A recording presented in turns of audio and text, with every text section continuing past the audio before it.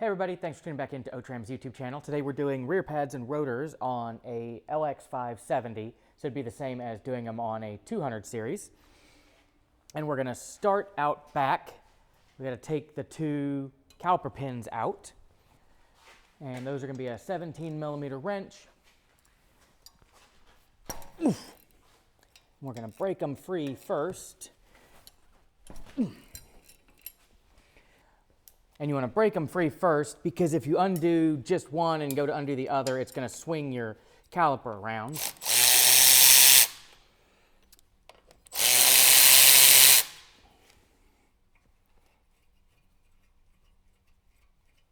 Come on. Oh, I thought there we go. And you just want to look at your pins to make sure they're both the same because sometimes they're different. And if they're different, you got to remember which one's top, which one's bottom. And then I'm going to take a caliper hanger and hang the caliper off to the side, get it off that ABS wire. You don't want to let the caliper hang from the hose because you can destroy the liner doing that. And then we're going to take our 17 again, and we're going to break free the caliper mounting bracket bolts.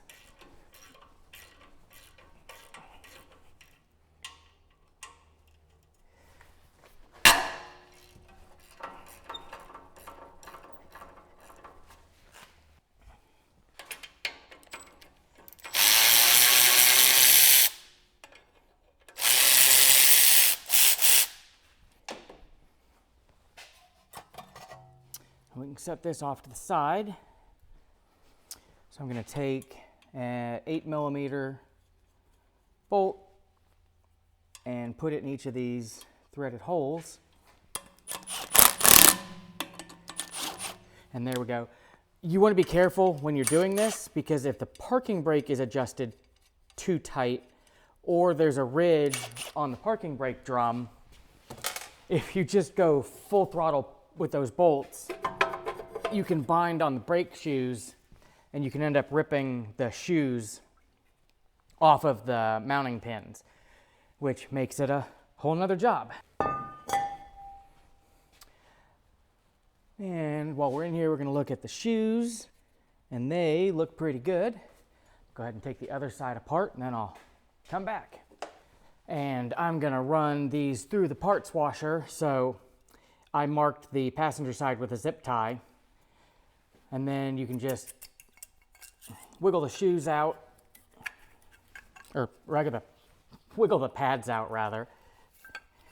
I don't know what this is with this truck and sticky pads. They were sticky on the front too. And you just want to notice they have a squealer, and the squealer was on the inside upper. So we just need to remember that for when we put it back on. One of them already fell out, but we're going to take all of these shims out so we can clean behind them. I'm going to sandblast all the corrosion out from under here. You can use just a wire brush to get it, but we've got a media blaster, so that makes it easier. So I'm going to go blast all that, and then I'll bring you guys back when that's done. Okay, so I've got everything washed that needed to be washed and sandblasted. So we're going to come back to our truck. And the first thing I'm going to do is clean this hub surface because any rust, corrosion, roughness sticking up is going to make your rotor sit crooked and can give you brake pulsation. So we're just going to take one of these scrubby pads.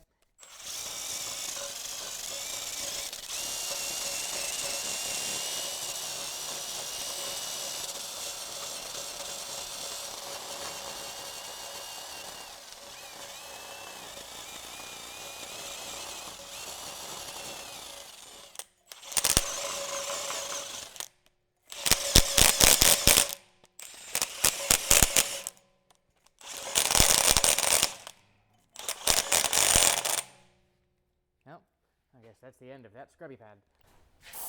And we'll give that a good rinse down. I'm going to rinse down the brake shoes and backing plate too while we're in here. And then on our caliper mounts, I'm gonna take a bottle brush and put some brake cleaner in here and clean these out just to make sure there's no old hardened grease up in here. I'll do that off camera, but I'll just spray some in there and let it sit for a minute before I scrub. And you don't need a drill powered brush like this. I just have one because I do this all the time and it makes it easier. And then I'll just rinse that out with some more brake clean. And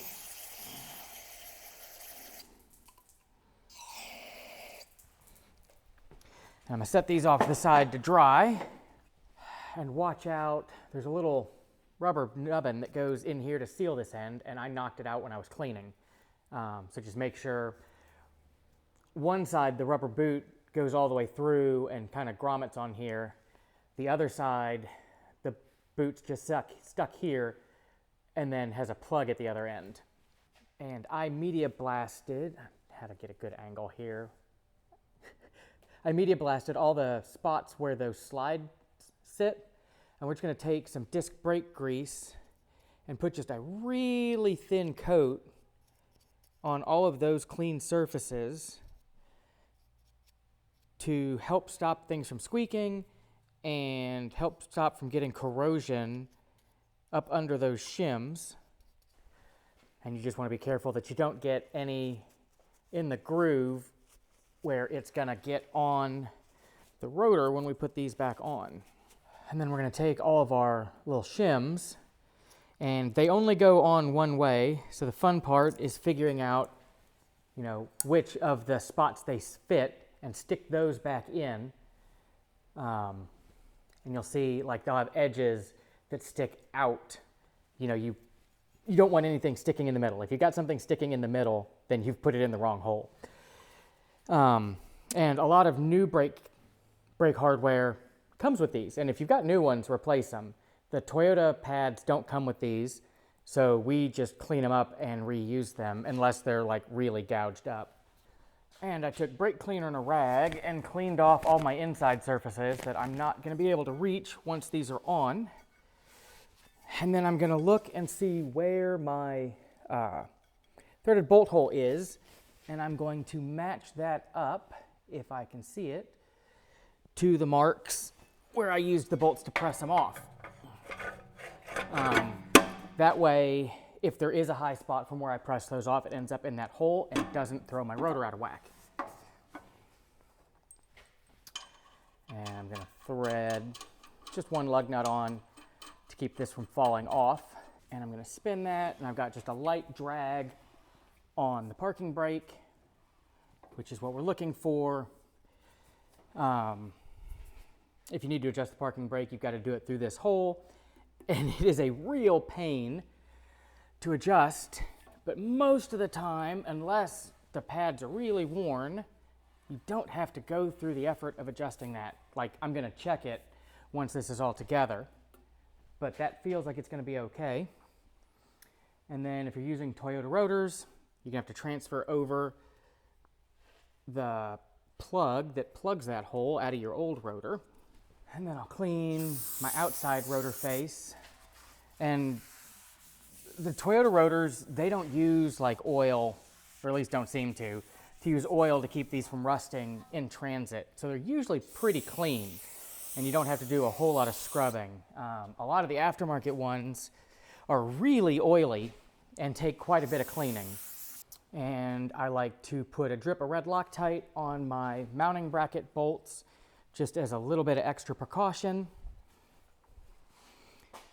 We can come in here and be careful starting these. They're easy to cross thread. And if you cross thread them, you need a new caliper bracket, which is not fun.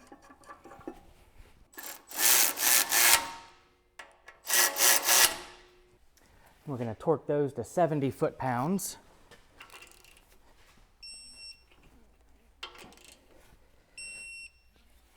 And I always go over them twice just to be sure, you know, because these are somebody's brakes. And once those are on, we're going to take our new shims And we're just going to put a really light smear of brake grease in between the shim and the pad.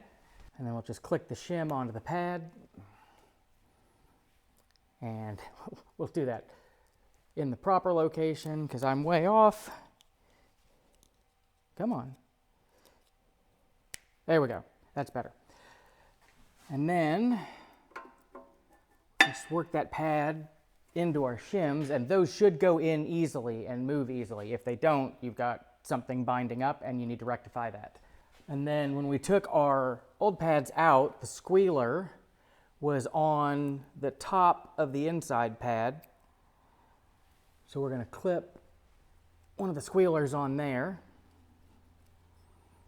And I'm doing a horrible job at lining these up today. My dog ate my glasses about a week ago. So these are like a prescription that's like way out of date until my new ones come. And I have no up-close vision with them. And we're on the home stretch now.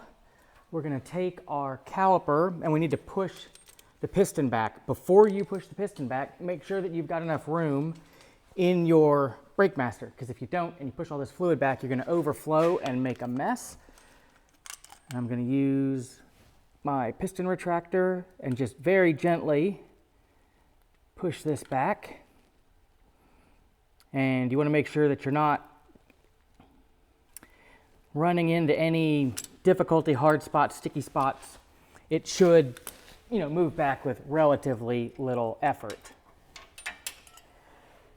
And then I'm going to set this on here, making sure I tuck my boots in. And then I already cleaned my caliper pins. I'm going to coat these in a light coat of brake grease. So you don't need a ton of grease, just a light coating. And then we will feed these in.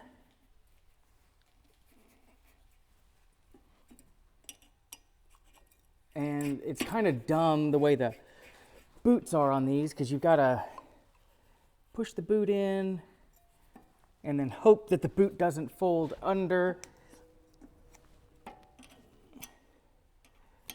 And then kind of wiggle it around in order to get these bolts through. And then these go to 65 foot-pounds.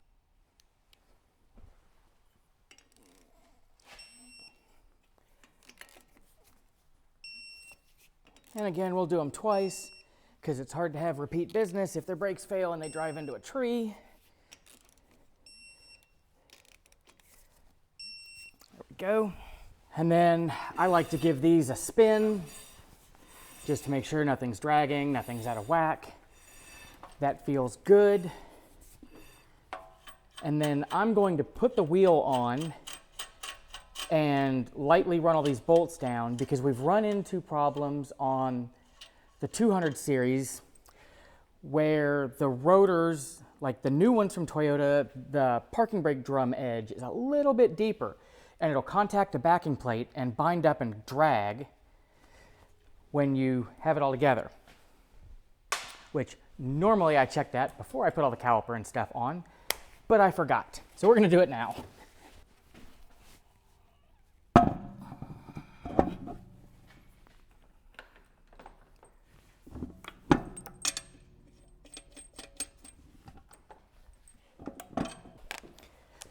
And I'm just going to lightly snug these with the impact, because I'm going to come back and torque them once it's on the ground.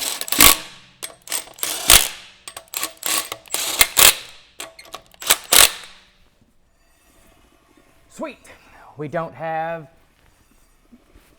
any hitting. So I'm going to lower this down to the ground. I'm going to torque these to 97 foot-pounds in a star pattern. Make sure you torque them. Don't just run them down with an impact wrench. If you don't torque them, you run the risk of warping the rotor and the axle flange, and then you're going to get brake pulsation. Just torque them. But yeah, torque them.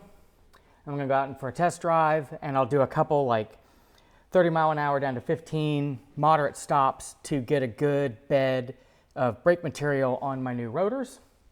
And then I'll drive around to make sure, everything feels okay. I don't have any funky noises. And then I'll bring it back in, recheck my torque because sometimes they will loosen up after you initially drive. And then this will be all good to go. Hope you found that useful. If you did, please like and subscribe. We're starting Cruiser Chat back up. Right now it's on Sunday evenings at 8 o'clock Eastern, like a live call-in show where you can chat and ask your questions. Hoping to bring that back consistently, but just watch the YouTube channel and you'll see if it's scheduled or not. But anyway, thanks again for tuning in, and I will catch you on the next one. Thanks.